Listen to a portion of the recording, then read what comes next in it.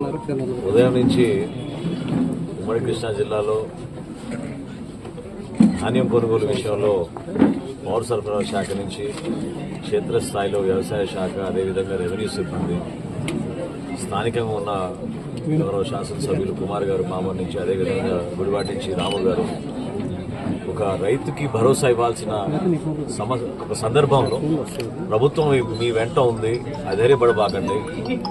గౌరవ ముఖ్యమంత్రి గారు చంద్రబాబు నాయుడు గారు, అదేవిధంగా ఉప ముఖ్యమంత్రి గారు పవన్ కళ్యాణ్ గారి సూచనలతోటి రాష్ట్ర వ్యాప్తంగా ఈరోజు ధాన్యం కొనుగోలు విషయంలో గతంలో ఎప్పుడు లేని విధంగా 24 గంటల్లోనే రైతు దగ్గర నుంచి ధాన్యం కొనుగోలు చేసిన సందర్భంలో ఇమీడియట్గా వాళ్ళ ఖాతాల్లోకి నిధులు జమ అయ్యే విధంగా చేస్తూ ఉన్నాం. వీటితో పాటు కొన్ని సంస్కరణలు వాతావరణంలో మార్పు వచ్చిన ఉద్దేశంతో తీసుకొచ్చాం. ప్రధానంగా గతంలో మేము 17% తేమ ఉంటేనే కొంటాం అనే విషయం రైతులకి సమాచారం అందించాం. దానికి మార్చి 24% ఉన్నా కూడా తేమ శాతం ఖచ్చితంగా ధాన్యం కొనుగోలు చేయాలని అధికార యంత్రాంగాన్ని అందరూ కూడా అప్రమత్తం చేశాం. అదేవిధంగా ట్రాన్స్పోర్టేషన్ విషయంలో, ఎందుకంటే ఆల్రెడీ పాపం కల్లాల దగ్గర రైతులు కొంచెం ఆందోళన చెందుతున్నారు. ఆ భరోసా ఇవ్వడానికి కోసం ఇప్పుడే ఎమ్మెల్యే గారితో కూడా మాట్లాడిన తర్వాత ప్రత్యేకంగా ఈ ప్రాంతానికి 1400 లారీలు, ట్రాక్టర్లు అవసరం అని చెప్పారు.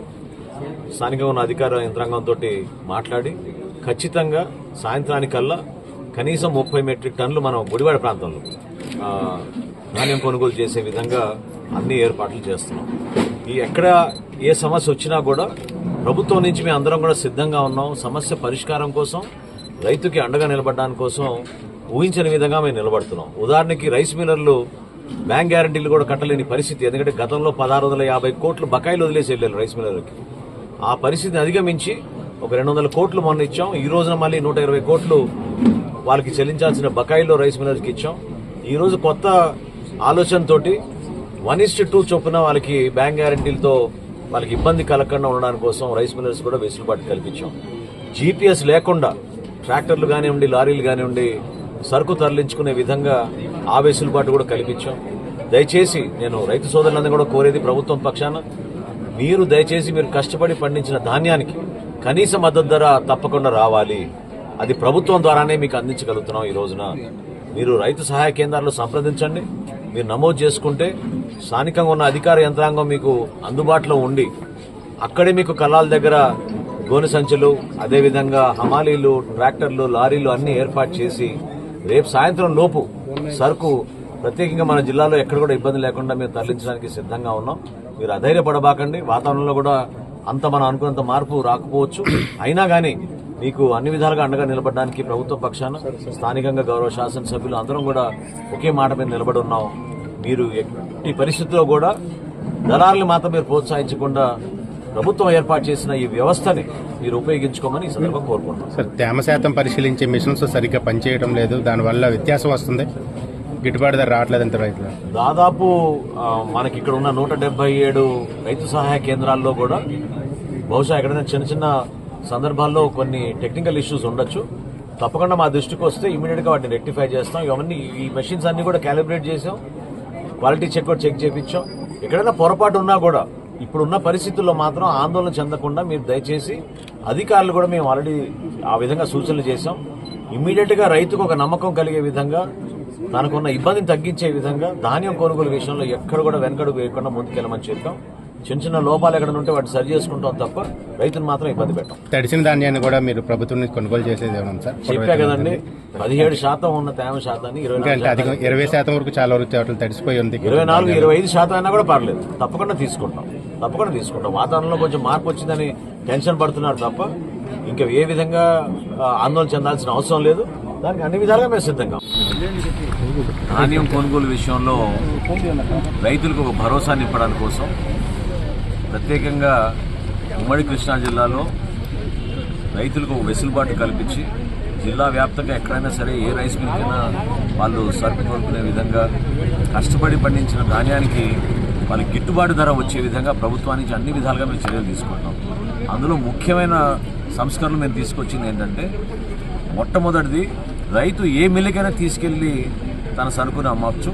రెండోది, స్థానికంగా ఉన్న రైతు సహాయ కేంద్రాల్లో తేమ శాతం గతంలో మేము 17 అని నిర్ధారించాం. కానీ తుఫాను వస్తున్న కారణంగా ఒక అలజడి వాతావరణం సృష్టించారు కాబట్టి ఖచ్చితంగా 24-25% వరకు తేమ శాతం ఉన్నా కూడా కేవలం 5 కిలోల తరుగుతోటి రైతుల దగ్గర నుంచి ధాన్యం కొనుగోలు చేయమని అధికారులందరూ కూడా ఇన్స్ట్రక్షన్స్ ఇవ్వడం జరిగింది.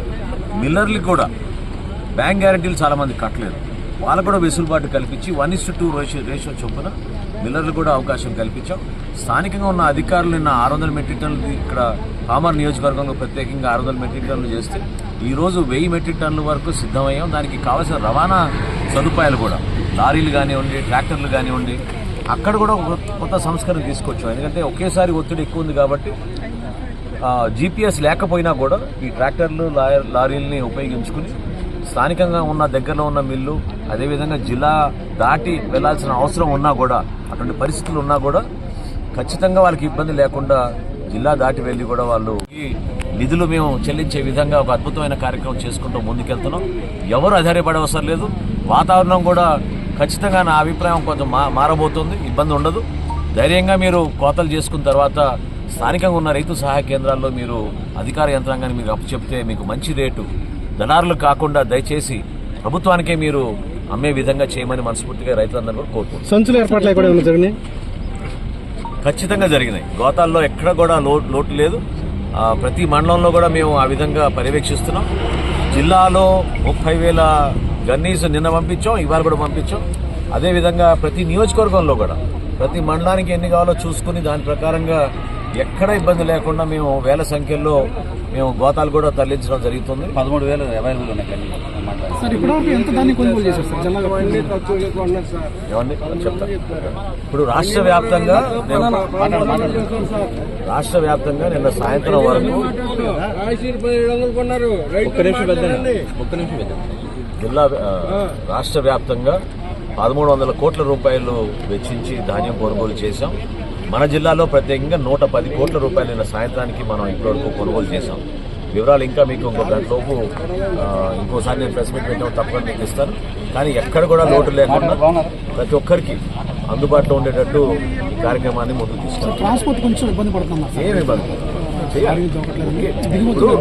మీరు అందరూ అర్థం చేసుకోవాల్సింది ఏంటంటే 30-40 రోజుల్లో జరగాల్సిన ప్రక్రియ ఒకేసారి ఒత్తిడితోటి 3 రోజులకే పరిమితం అవుతోంది. సో ఈ 3 రోజుల్లో ఇన్ని సౌకర్యాలు మేము తీసుకొచ్చి రైతుకి అందుబాటులో ఉండే విధంగా అధికార యంత్రాంగం రాత్రి పగులు పనిచేసి, అదేవిధంగా లారీలు కానివ్వండి, ట్రాక్టర్లు కానివ్వండి, వీళ్ళందరినీ సమకూర్చుకుని ఎక్కడ పొరపాటు లేకుండా అందుబాటులో ఉంటున్నాం. కాబట్టి దయచేసి కొంచెం ఓపికగా ఉండండి. ప్రక్రియలో ఎక్కడ కూడా ఇబ్బంది ఉంటే మీరు ఫోన్ చేయొచ్చు. రైతులందరికీ భరోసా ఇస్తున్నాం. ఏ విధంగా మేము వాట్సాప్ మెసేజ్లు ఏర్పాటు చేసామో దాన్ని కూడా మీరు ఉపయోగించుకోండి. 100% ప్రతి గింజ కొనే విధంగా, ప్రతి బస్తా కొనుగోలు చేసే విధంగా, రైతుకి అండగా నిలబడే విధంగా మా కూటమి ప్రభుత్వం నిలబడుతుంది తప్ప ఎవరిని మేము ఇబ్బంది పెట్టే విధంగా ముందుకెళ్ళాం. సార్ 24% కొనుగోలు చేయమని చెప్పి ఈ రోజు నుంచి ఆదేశాలు జారీ చేశారు సార్. అవునండి, ఇచ్చామండి. రాష్ట్ర వ్యాప్తంగా కూడా ఎక్కడైతే తుఫాను ప్రభావిత జిల్లాలు ఉన్నాయో ఆ జిల్లాల్లో 24% వరకు తేమ శాతం ఉన్నా కూడా కేవలం 5 కిలోల తరుగుతోటి ధాన్యం కొనుగోలు చేయమని అధికార యంత్రాంగం అందరికీ కూడా మేము అప్రమత్తం చేశాం.